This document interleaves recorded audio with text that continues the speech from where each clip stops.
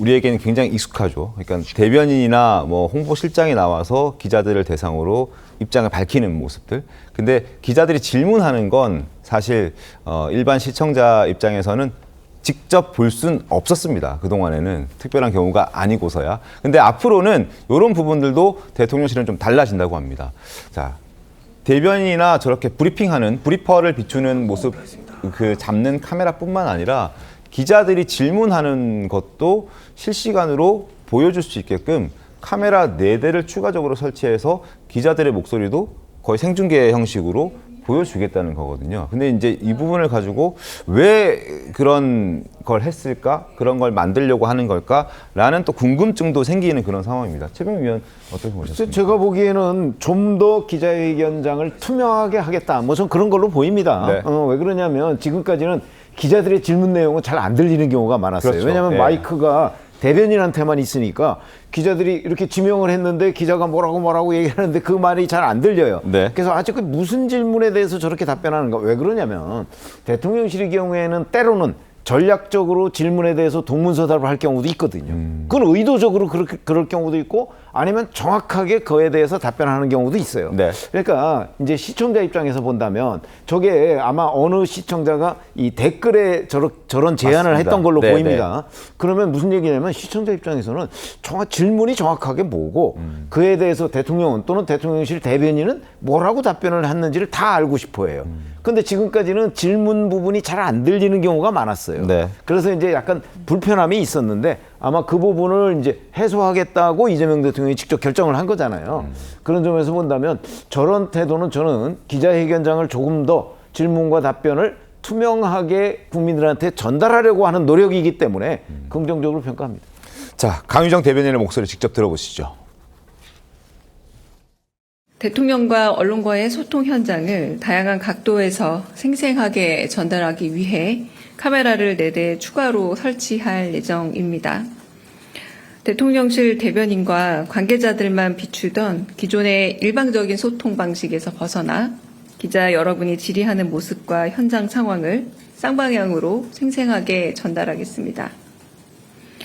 이는 국민들의 알 권리와 브리핑 투명성을 높이자는 이재명 대통령의 제안에 따른 것으로 계약 발주와 카메라 설치를 거쳐 6월 중순 이후 시행될 예정입니다.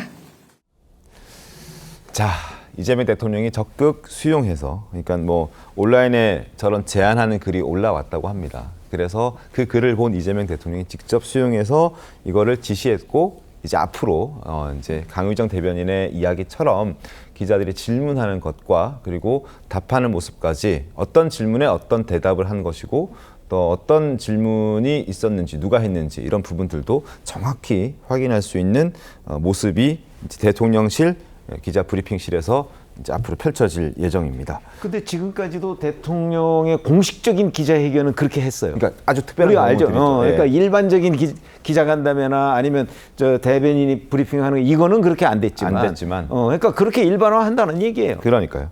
자, 그리고 대통령 브리핑실에 있었던 비하인드 컷도 잠깐 보여드리겠습니다. 앞으로 이런 일도 있을 수 있습니다. 들어보시죠.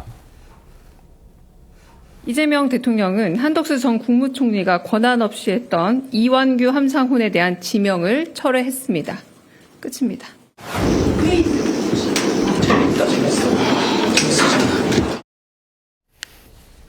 저 기자가 누군지는 아직도 잘 모르겠습니다만 그냥 답변을 받지 않고 나가는 모습의 어떤 리액션이었습니다. 어떻게 보셨습니까? 우리나라에서도 백악관에서 대변인이 기자들과 설전 보내는 영상이 조회수가 엄청나거든요.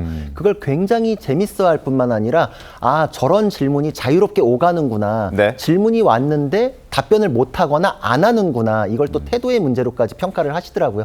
그러니까 우리나라에서도 그걸 원했다라고 생각이 들고 일각에서는 이제 걱정들도 많이 하세요. 왜냐하면은 이제 불편한 내용이 나왔을 때 어떤 특정 지지층에서 그 기자를 공격하는 일이 있었고 이거 기자 누구냐 뭐 이런 얘기도 있었어요. 그럴 근데 수 있죠. 그렇죠. 네. 지금 이제 그 걱정되는 부분도 있지만 결국은 긍정적인 부분이 더 그것을 밀어낼 것이다 이렇게 생각이 드는 게 결국은 그 아까 말씀하셨던 대통령에 대해서 특별한 경우에는 기자가 질문하는 것들도 생중계되고 이랬을 때 네. 스타 기자들이 탄생을 했었거든요.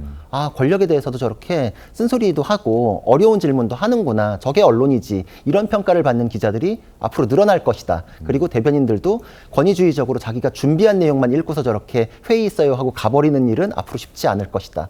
저기에서 기자분들이 언론의 본인의 역할을 어떻게 하는지 더 돋보일 것이다. 이런 생각을 합니다. 정은혜 대변인 어떻습니까? 네, 저도 굉장히 좀 긍정적으로 생각을 하는데요. 뭔가 디지털 개방 정치다 이런 생각이 들고 뭔가 더 투명하게 가까이 가겠다라는 생각으로 쌍방소통의 기능을 더 높일 수 있을 것 같습니다. 네. 특히 저 자리에 지금 나와 계신 것처럼 이게 기자분들의 어떤 목소리라든지 표정이라든지 태도라든지 이런 것들을 실시간으로 볼 수 있기 때문에 국민 여러분들께서 그 상황에 대한 이해가 조금 더 빨라질 것 같습니다. 물론입니다. 예, 그래서 그렇기 때문에 굉장히 좀 의미가 있고 특히 이제 이재명 대통령이 댓글 하나를 보고 이런 결정을 하셨다라는 것 자체가 저는 굉장히 의미 있다고 보는데요. 한 시민의 작은 목소리에도 귀를 기울이고 그런 거버넌스를 하겠다는 의지로 보여져서 앞으로도 저는 이런 식의 그 시민의 목소리를 듣고 변화하는 대통령실 그리고 변화하는 대한민국이 기대가 됩니다.